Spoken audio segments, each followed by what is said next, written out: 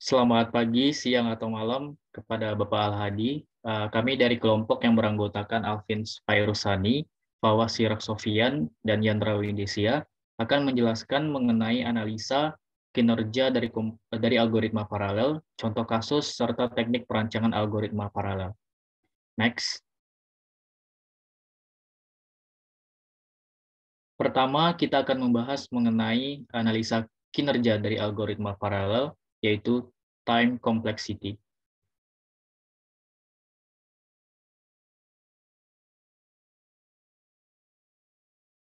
Jika kita mempunyai sebuah perumusan dari time complexity, Tn, yaitu sama dengan AK kali N pangkat K ditambah AK min 1 kali N pangkat K min 1, ditambah seterusnya sampai dengan A2 kali N pangkat 2 ditambah A1 kali N ditambah A0, maka kita bisa mendefinisikan sebuah big O dari Tn adalah big O N pangkat K.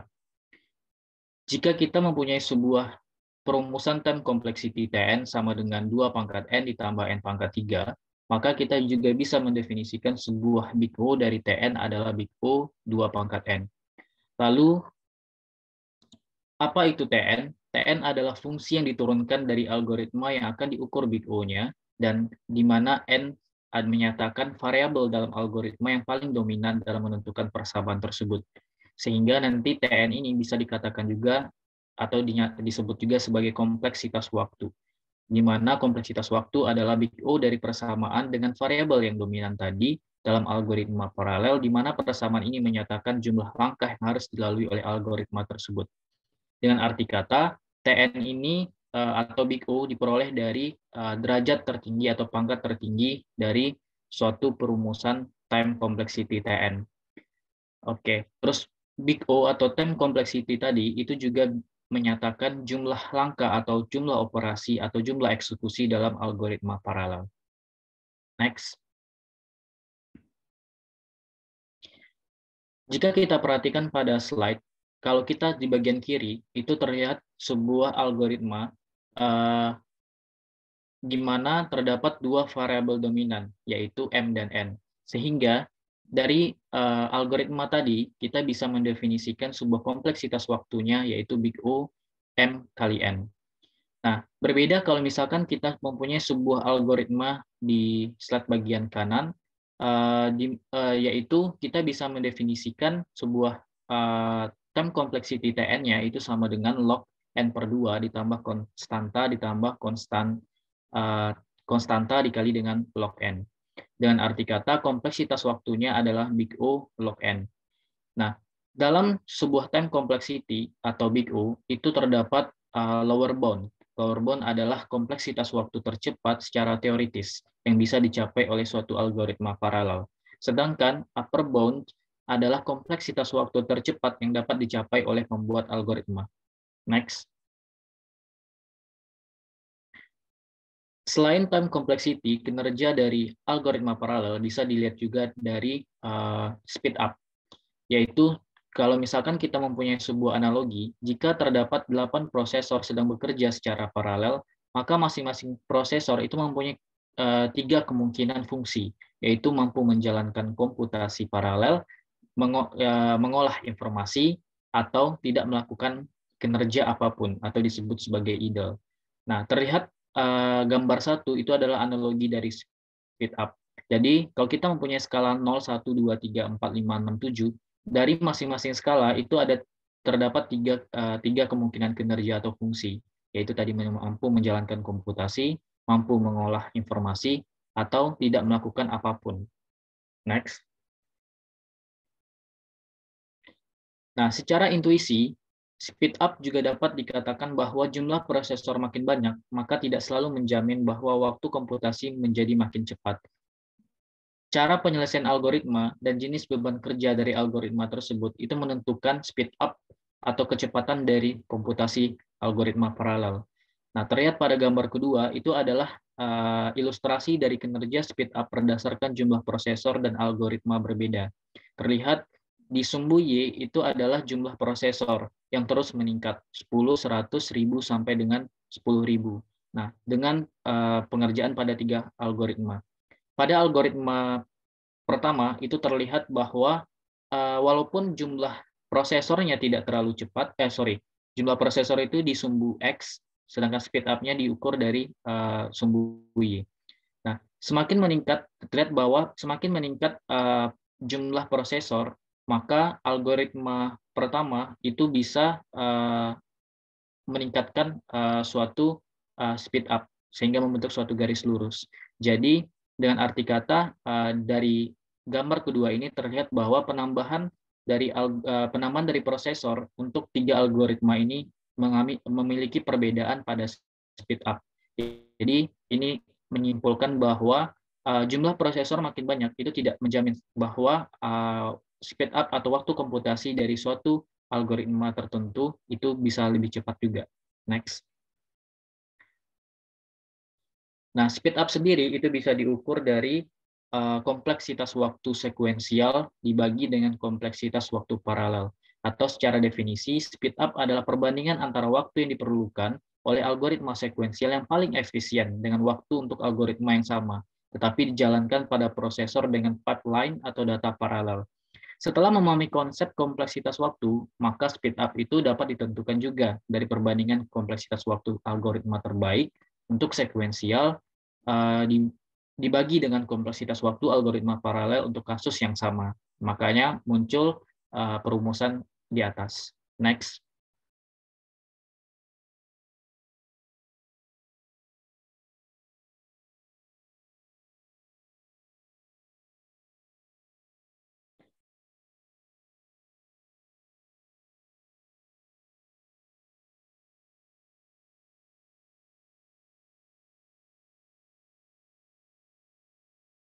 Oke.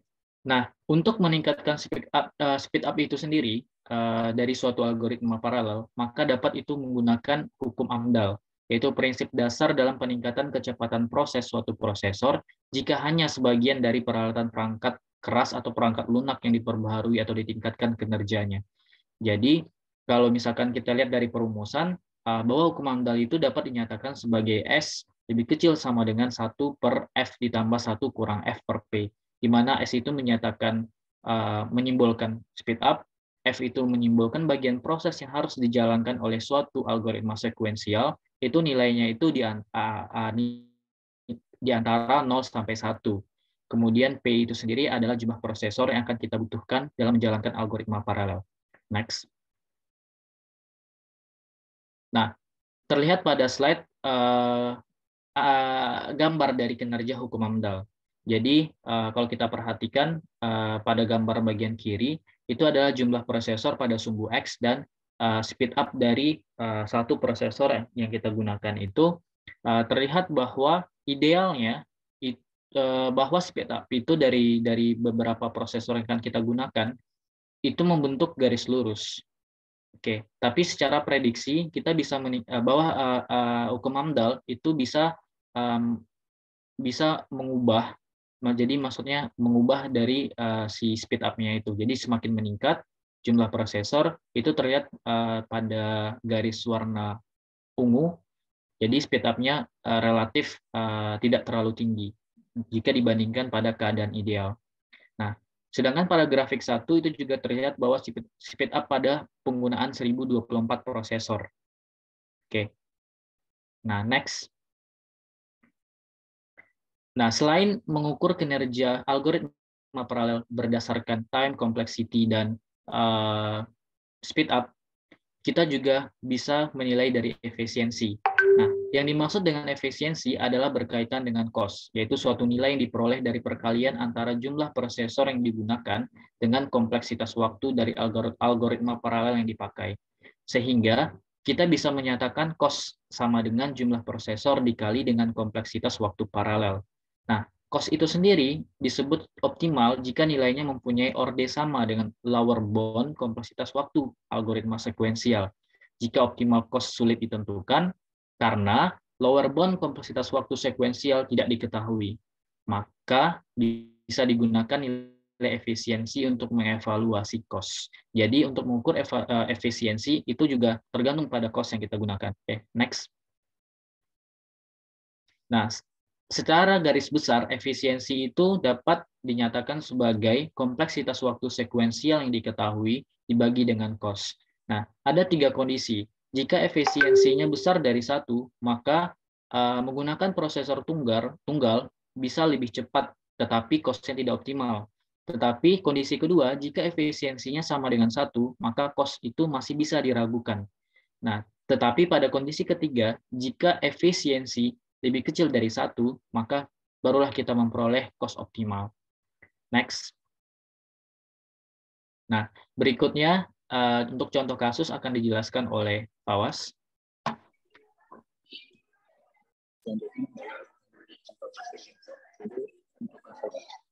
Algoritma paralel sendiri, contoh kasus yang paling sering ditemukan itu adalah penulisan short.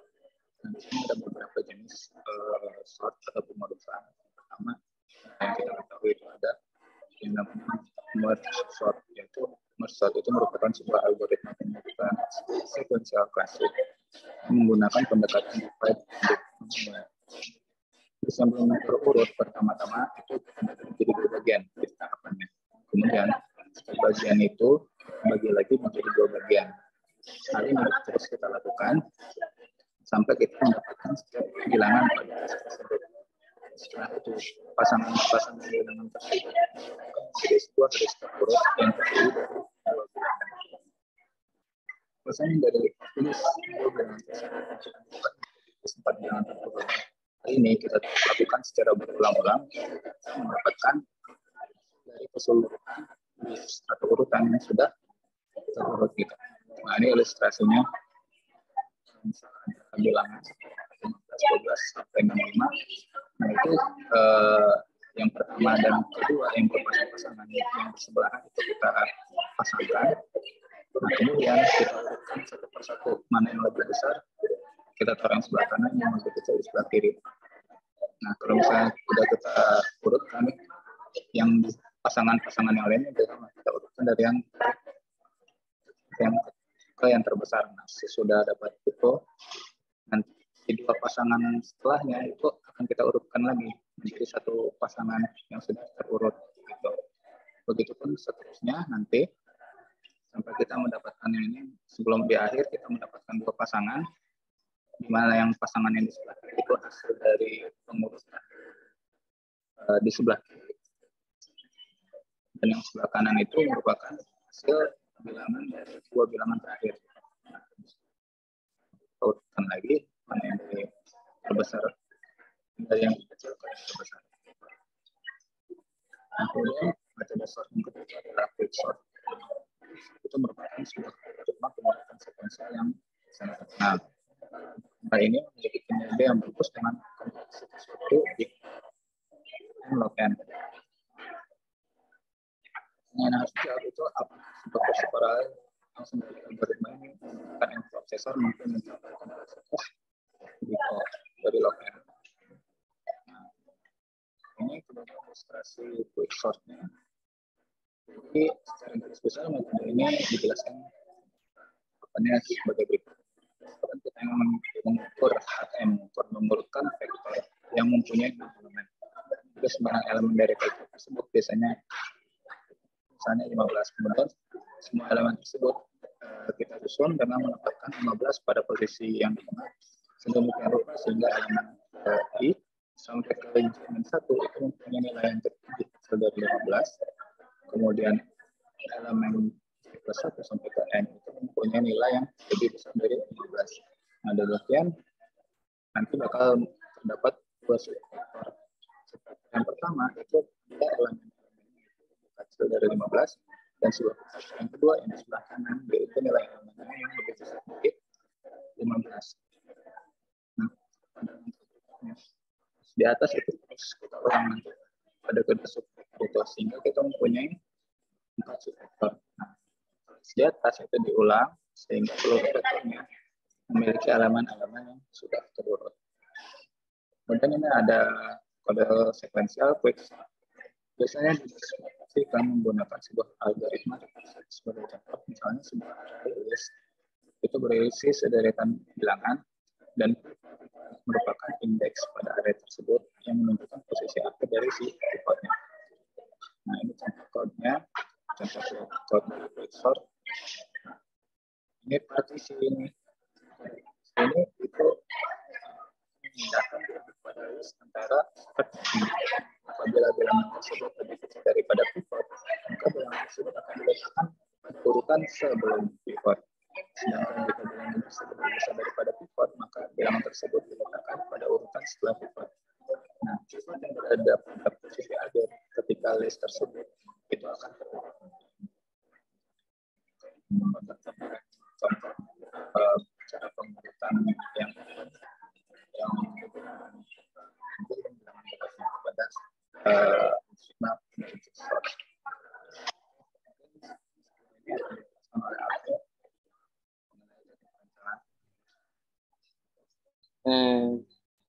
selanjutnya adalah teknik perancangan algoritma paralel. Next. Next. Jadi ada beberapa teknik perancangan algoritma paralel, yaitu sebagai berikut. Yaitu yang kami bahas itu ada 3. Yang pertama itu adalah arsitektur von Neumann, yang kedua adalah arsitektur RISC dan CISC, dan ketiga adalah arsitektur systolic array dan arsitektur data flow. Next. Yang pertama adalah arsitektur von Neumann. Konsep dasar yang melandasi arsitektur von Neumann adalah kemampuan menyimpan instruksi di dalam memori bersama dengan data yang dioperasikan oleh instruksi-instruksi tersebut. Sebelum von Neumann mengajukan jenis arsitektur ini, mesin-mesin komputasi dirancang dan dikembangkan hanya untuk tugas-tugas jumlah tertentu saja, dan semua pemrograman dilakukan dengan mengatur ulang kabel-kabel sirkuit, sehingga pekerjaan pemrograman ini begitu sangat membosankan. Lebih-lebih jika terjadi suatu kesalahan, akan sulit untuk mendeteksi kesalahannya, dan terlebih lagi memperbaiki kesalahan-kesalahan tersebut. Yang terdapat komponen arsitektur von Neumann itu ada 3. Yang pertama adalah CPU. Jadi CPU itu adalah perannya sebagai otak sistem komputasi. Dia itu meliputi 3 komponen utama, yaitu control unit atau CU, 1 atau lebih ALU, dan berbagai register. CU menentukan pemerintah instruksi yang harus dieksekusikan dan mengatur pencarian berbagai operan yang tepat. Yang kedua adalah memori. Memori ini digunakan untuk menyimpan instruksi program dan data. 2 jenis umum memori yang sering digunakan adalah RAM dan ROM. RAM itu bertugas melakukan penyimpanan data dan membagi pemrograman dan dieksekusi oleh mesin secara sementara. Atau dengan kata lain, isi dari memori RAM dapat diubah pada sembarang waktu dan terhapus ketika aliran listrik pada komputer terputus. Sedangkan ROM bersifat permanen, bertugas menyimpan berbagai instruksi mesin awal. Yang ketiga adalah antarmuka output, input dan output, memungkinkan memori komputer berinteraksi dengan perangkat output, mengirim dan mengirim data. Juga memungkinkan komputer berkomunikasi dengan user dan perangkat penyimpanan sekunder seperti disk dan flash drive. Jadi ini adalah gambaran dari arsitektur neo yang tadi, yaitu terdapat 3 jenis: CPU, memori, dan antarmuka input dan output. CPU ini terdiri dari 3, yaitu CPU, register, dan ALU. Nah. Yang selanjutnya adalah arsitektur RISC dan CISC. Arsitektur komputer secara umum telah mengalami perkembangan pesat dan lebih kompleks. Kekompleksitasan dalam berbagai fitur seperti set instruksi yang lebih besar, lebih banyak mode pengalamatan, wujud saja instruksi yang lebih komputasional, terdapat lebih banyak register dengan fungsi khusus, dan sebagainya. Berbagai mesin memiliki berbagai peningkatan kompleksitasan di atas yang disediakan dengan Complex Instruction Set Computer atau CISCS. Berdasarkan konsep penyediaan berbagai instruksi disebut ke dalam satu set instruksi, maka muncullah gagasan inovatif untuk mendesain suatu arsitektur komputer alternatif yang sering diisahkan dengan Reduced Instruction Set Computer atau RISC. Filosofi di balik panjangan arsitektur ini adalah keuntungan performansi dengan hanya instruksi-instruksi tertentu saja yang ditambahkan set instruksi. Mesin arsitektur ini pertama kali dibangun pada tahun 1982 oleh perusahaan IBM, ini komputer 801. Karakteristik Kata karakteristik umum pada perancangannya adalah kepemilikan instruksi yang sederhana dan terbatas, memory cache yang bersifat on-chip, memiliki kompiler yang bertugas memaksimalkan penggunaan register sehingga meminimalkan akses memori dan penekanan pada optimisasi pipeline instruksi. Yang terakhir adalah arsitektur systolic dan array dan arsitektur data flow. Di dalam arsitektur data flow tersebut instruksi siap untuk dieksekusi ketika data operannya juga telah tersedia. Ketersediaan data diperoleh dengan menyalurkan berbagai hasil dari eksekusi instruksi sebelumnya ke dalam berbagai operan instruksi tubuh. Selanjutnya adalah arsitektur systolic array memiliki sejumlah prosesor sederhana identik atau elemen pemrosesan atau PES. PES disusun ke dalam bentuk organisasi baik seperti array 2 dimensi atau array linear.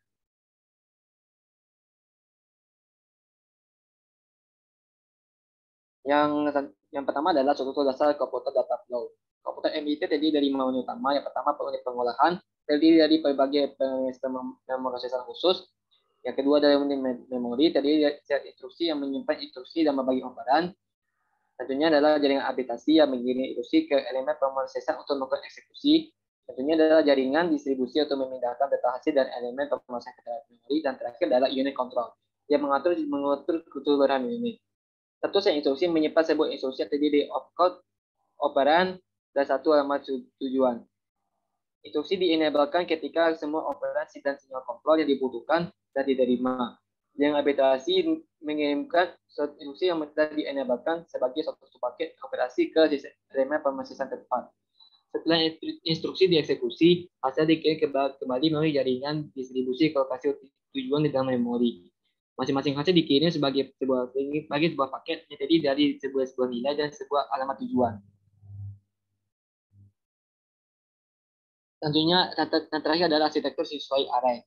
Pada bidang komputasi sains, kita sering dihadapi pada kasus persamaan linear secara serupa atau secara khusus. Persamaan sistem linear berskala besar. Berbagai kajian diperlukan untuk menemukan satu metode yang cepat, akurat dengan biaya yang efektif untuk penyelesaian berbagai kasus di atas. Menghadapi berbagai komputasi yang besar seperti perkalian, investasi pada matrik, dikembangkanlah sebuah software komputasi berbasis komputer di data high speed.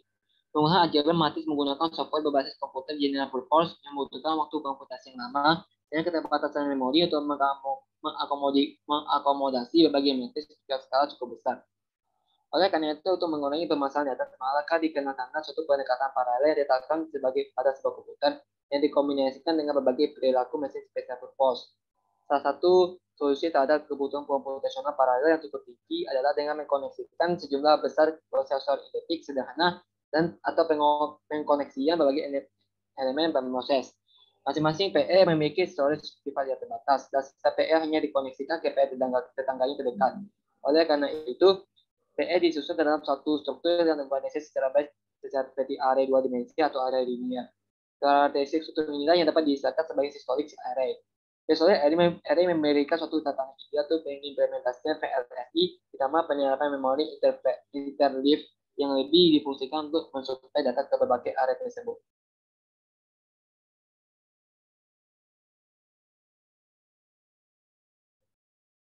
Ya, presentasi dari kami. Terima kasih. Assalamualaikum.